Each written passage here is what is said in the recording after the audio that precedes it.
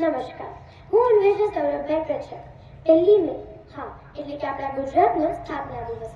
આ આપણા ગુજરાત માટે ખૂબ જ અગત્યનો દિવસ છે. ઈસવીસન 1960 પહેલા ગુજરાત અને મહારાષ્ટ્ર નામના બે જુદા જુદા રાજ્ય અસ્તિત્વમાં જ ન હતા. ત્યારે ગુજરાત અને મહારાષ્ટ્ર સંયુક્ત રીતે બૃહદ મુંબઈના નામે ઓળખાતા હતા. ત્યારે આઝાદી વખતે ગુજરાત અને મુંબઈ બે સંયુક્ત રીતે બૃહદ મુંબઈ તરીકે ઓળખાતા હતા. ત્યારે ઇન્દુલાલ યાજ્ઞિકે મહાગુજરાત આંદોલન શરૂ કર્યું હતું.